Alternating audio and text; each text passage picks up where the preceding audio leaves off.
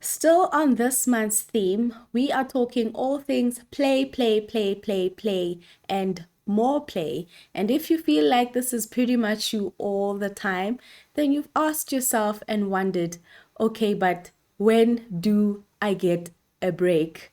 I'm overwhelmed and my child is clinging on me way too much. Help. If this is you, then this video is for you.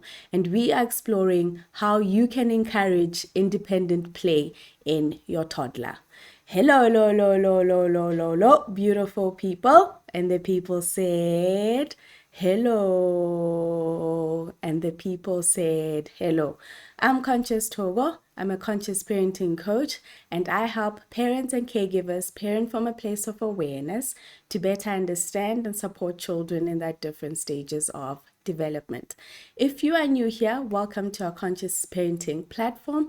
I'm so happy to be in conversation with you. So, first things first, when we talk about independent play, we are talking about something that happens gradually, right? Not something that happens just as and when you want it or when you say it should happen. It's something that takes quite a process and you need to build up to it. So in terms of expectations, what you can expect from infants, you can expect anything less than 5 minutes in terms of independent play.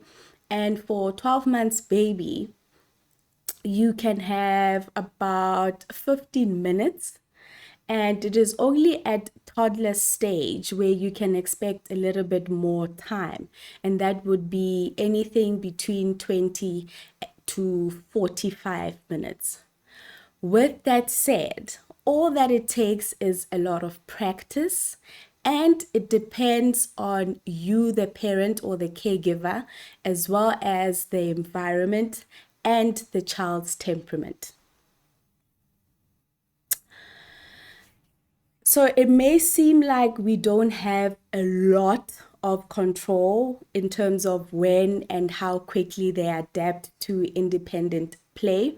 But with these steps, I will help you get to a place where you can encourage more of it, right? So I've got 5 steps that will encourage you and your child to get a bit more into playing alone by themselves independently.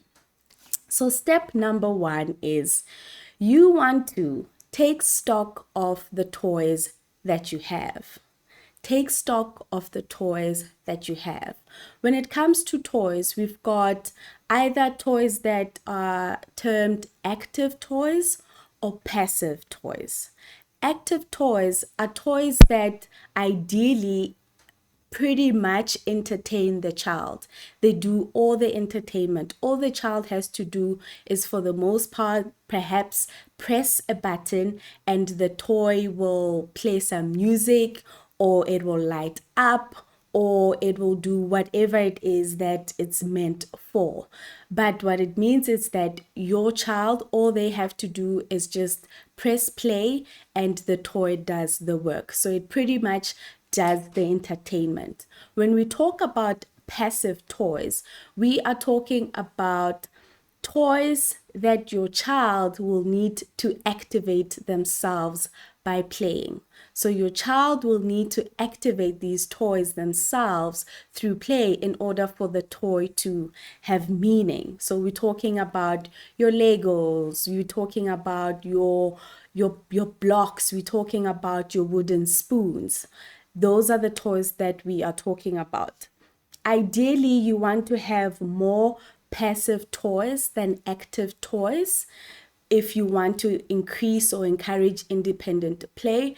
And this is because with passive toys, you get to increase or encourage your child's imagination as well as creativity. This is why you would much rather have passive toys over active toys. It's because they really pretty much spark creativity and imagination. That's step number 1. Let's move on to step number 2. Step number 2 is you want to schedule one-on-one time of playing daily with your child. You want to schedule one-on-one play time with your child on a daily. Now remember, independent play is something that happens gradually, and therefore we're gonna need to work ourselves into it. The very act of playing with your child encourages them to independently play by themselves. So you are pretty much modeling the behavior that you ultimately want.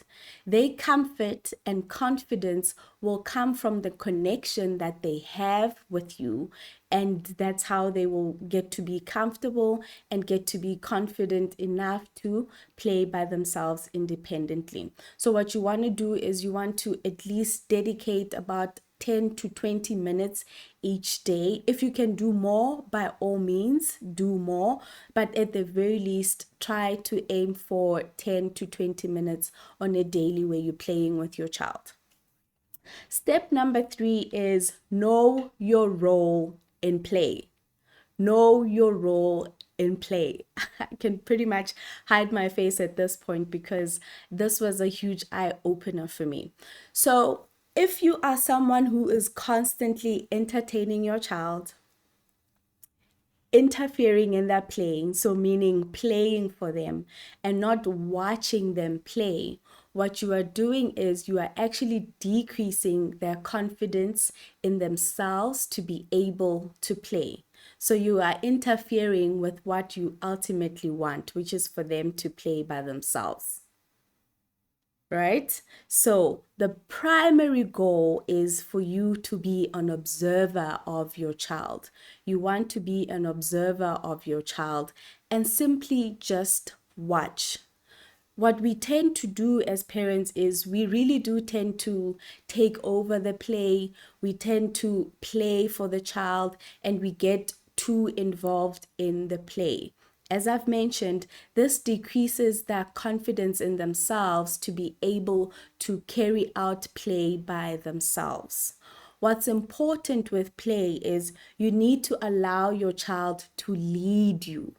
So you need to be led by your child. Your child needs to lead you. So meaning if your child comes and grabs you and wants to take you somewhere, go there. If your child just wants you to sit there. But try by all means to avoid over extending yourself and involving yourself too much into the play, and hold back on asking a lot of questions and don't include yourself too much into the play. This will increase their ability to play on their own because they've gained the confidence and it has increased their imagination.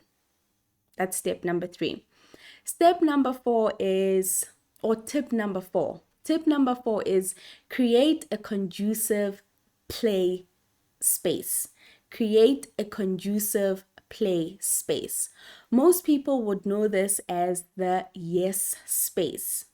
And by yes space, we mean a space where your child will have the freedom to move freely around as and however they wish, for them to be able to go to the areas that they want to go, pick up what they want to pick up, grab whatever they want to grab, without you having to constantly say no. Right? By no, don't pull this. No, don't go there. No, don't touch that.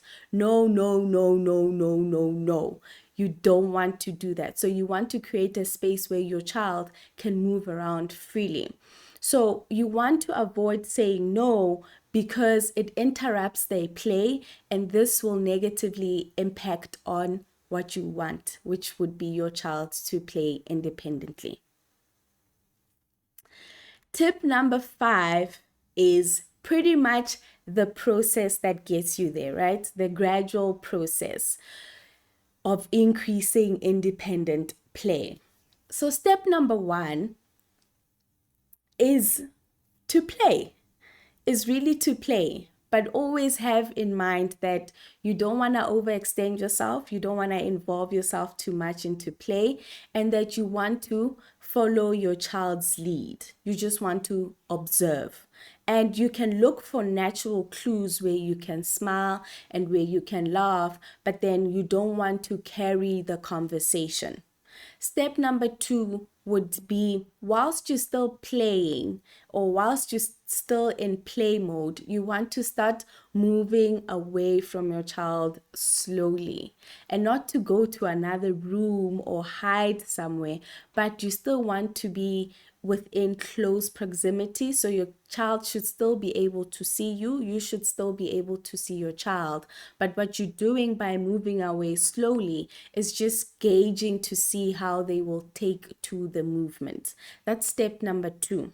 So you are still in the room, but you are moving away slowly. And what you can do, in fact, is you can grab a book, or you can get some water, or you can keep yourself busy with something else, but you're still within close proximity.